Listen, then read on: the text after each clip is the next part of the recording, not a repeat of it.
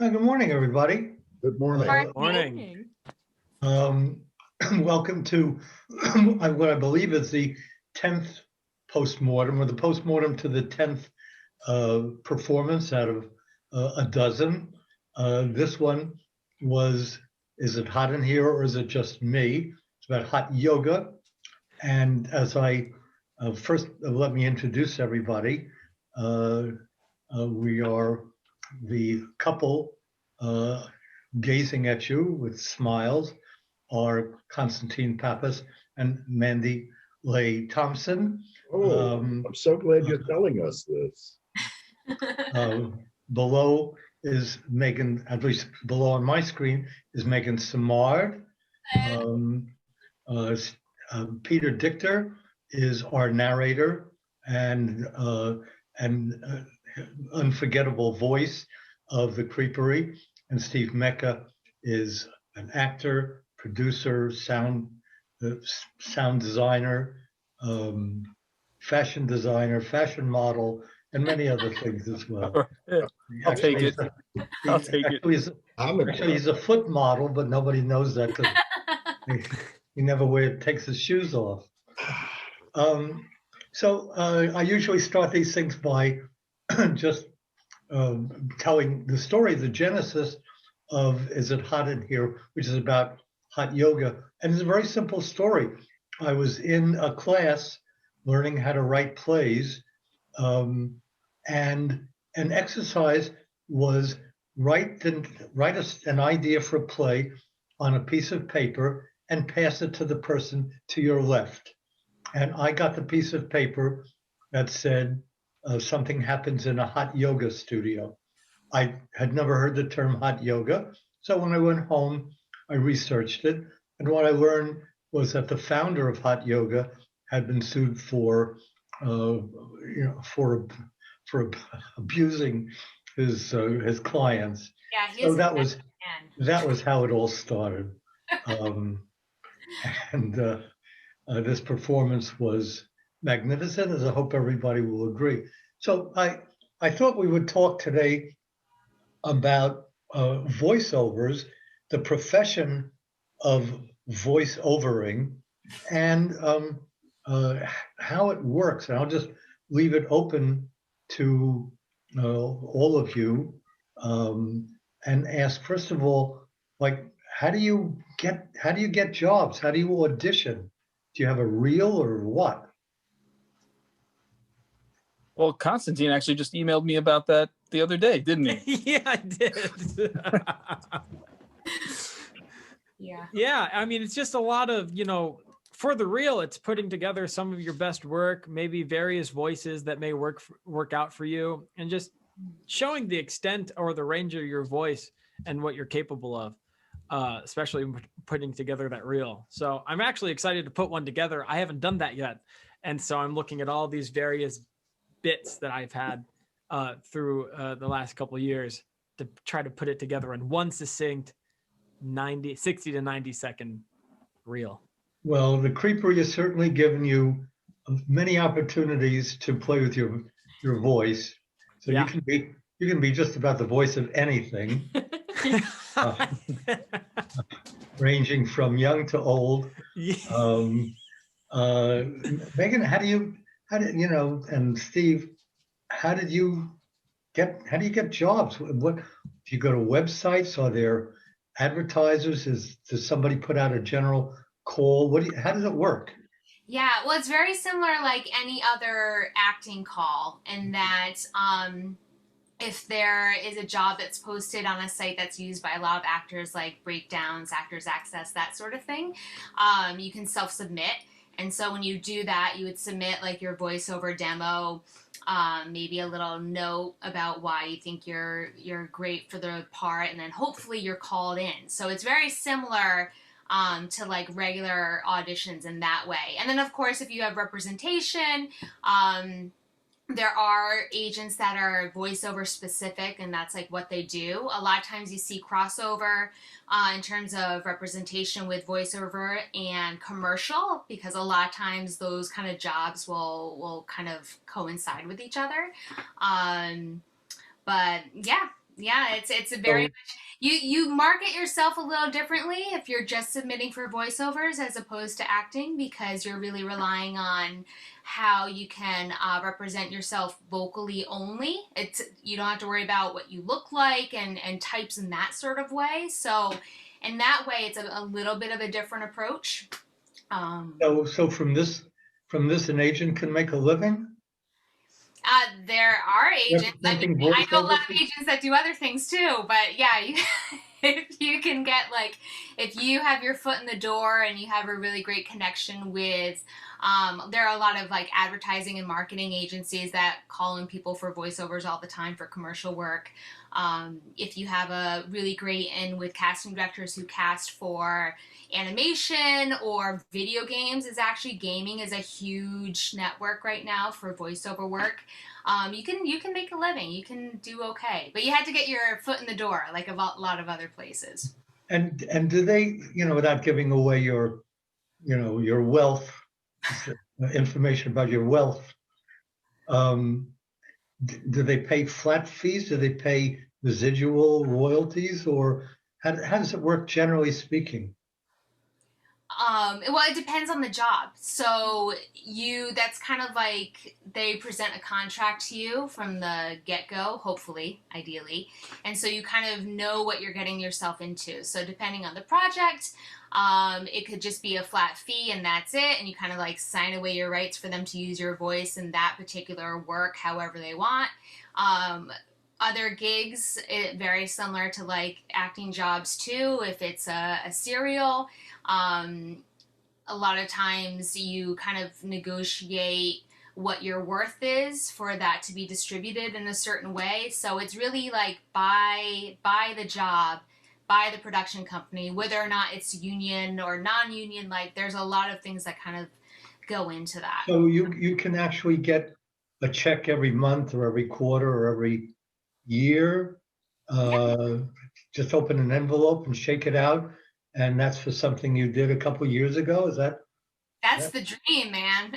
Yeah, I have a friend who keeps posting every so often that on the one episode she was on Law and Order, she gets her $9 or whatever it is every time it's played. Well, that's $9 you don't have to worry about, right? That's right. Yeah. And residual too. It's great. Right. Yeah, that's why being a voice on like something like The Simpsons is so amazing. Right, for like Nancy Cartwright, and then Yeah, guys like Seth MacFarlane. Like I'm sure yeah. every episode that guy is getting something coming back. Yep. Mm-hmm. Isn't that nice? Yeah. So I wanted to ask about. So when do you have like when you do a sample of your work? Do you have originally you didn't have a sound booth or room in your apartment? And I know that just speaking out of a plain living room or bathroom or. Uh-oh. Rose. Oh, no. Where do you go to be silent, and at what point did you actually build silent rooms in your homes? There Yeah. are studios that you can go to, Richard. There are lots of studios that have soundproof rooms just for this purpose. Mm-hmm. If you can't Now- do it at home.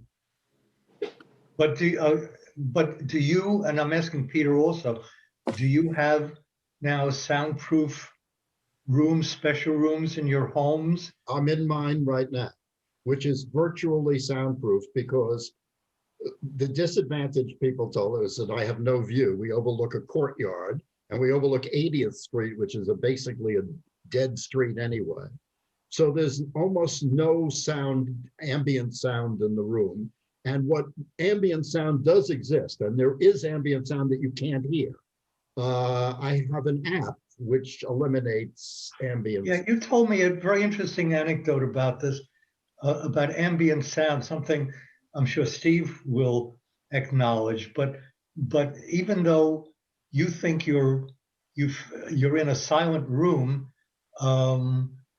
when you turn up the app, tell me how that works. What do you hear? If you turn up the volume sufficiently, to a volume that's probably not a normal volume, but you do it anyway just to see. you will hear sounds in the room that you did not know existed. I'm not talking about a car going by or anything. I'm just talking about what you think is a dead room is not 100% dead, but it's very easily corrected. There's an app that you take a piece of the silence and you record that piece of silence and then say to the app, get rid of everything that I've recorded, get rid of that particular sound. So that sound is not the sound of a human voice, for instance. So you're not eliminating your sound, you're just eliminating the ambient sound in the room. Like the cockroaches creeping on your wall behind you. Is that sound I hear? Not. Yeah.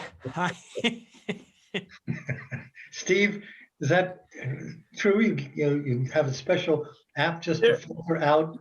Yeah, they call them plugins.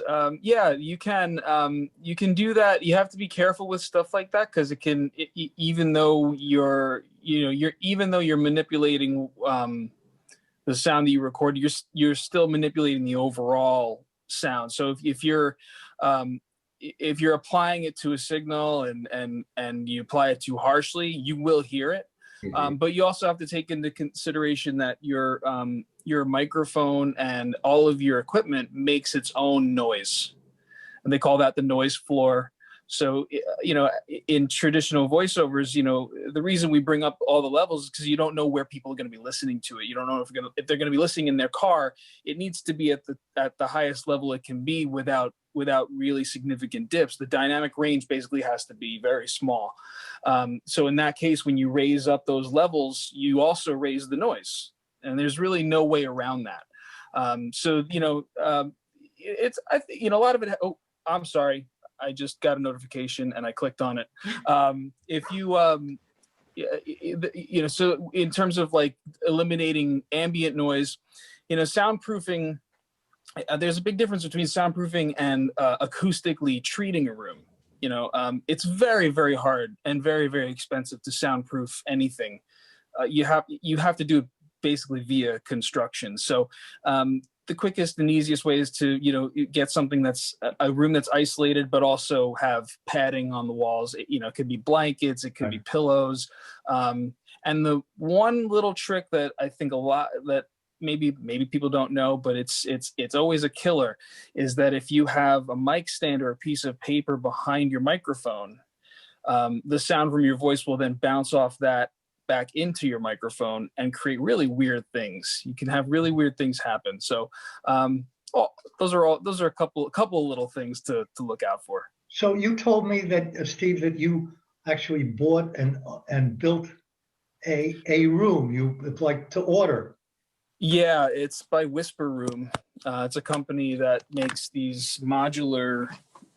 They're modular booths, and you can basically order them in different sizes. And this one they have double wall designs, which I did not get because that would have been like 1,200 pounds. This one's 600 pounds, and that's where the magic happens, ladies and gentlemen. Right. And the light is flickering in there. It's like broken. So that's, we're living in high society here. And it looks like the police are sitting outside your room. Yeah, right.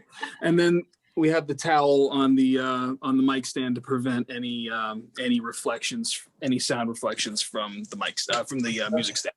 I mean, and Constantine and Mandy, are you in a booth? Because these booths look pretty small for two people. I mean, just how the camera is, all you see is this blue wall behind us. It's funny you mentioned that. That's okay. I can lift this thing up. So I do have soundproofing on the walls, coming around, some lights. I have to redo I have to retack a couple, but that's the setup. And what you don't know is that we have a very noisy dog that every time we close the door, that's why we keep muting. That's why I went out every time we close the door. It's not soundproof enough because she's like, let me in. So every one of these interviews. You can hear his tail swishing while you're performing, right? Yes, every time. This is so fascinating. When I decided to become a playwright, my wife thought I should have padding on my walls, but I don't think it was the same thing. Any stories about voiceovers that might be entertaining to our thousands of fans who are tuning in? You should. Well, Mandy and Constantine, they've actually everyone except Peter has been in that vocal booth. That's right. That's a fun fact. I love that. Yeah. In his booth eventually. Now, if you're claustrophobic, does that count? Have you gotten claustrophobic in a booth before? I've never been claustrophobic, but I mean, what if you are claustrophobic and you want to make a living as a voice artist? I am a little bit, but I don't mind the booth for some reason. It's more about, like, if you're by yourself, it's okay. If you cram, if you make it into like a clown car, then it's like, and it gets hot, then it gets a little much. Yeah, is it air conditioned, Steve? I'm curious. It has ventilation. It has a fan down there on the floor that will circulate the air. But so any air conditioning that comes in would be from the living room and then pumped in. Yeah, but when we're recording, we turn the AC off though, because you get the vibration of Of course. Yeah. For our final show, the 12th show, we have two actors whom the people have not met yet, and they are professional sound people, and their booth is so small that even though in the play they are talking to each other, they could only perform one at a time. Mm-hmm. And it was as if they could have been 1,000 miles away from each other. They had to basically do the same thing that you do when you perform a play and you're not in the same room together. So it's really quite fascinating. Well, this has been really, the things you don't know. And it's been very enlightening, and thank you all very much. And we look forward to finalizing the last two fantastic episodes of Peter. Will you say it, please? Happy Thanksgiving. No. Oh, I'm sorry. You mean Tales of Creeper? No. How about Peter, Happy Thanksgiving? Q Peter saying this show comes to you from, it begins with the word tales. Take it from there, Peter. Tales from the Creepery. Goodbye, everybody. Happy Thanksgiving. Happy Thanksgiving. Thanksgiving. Bye.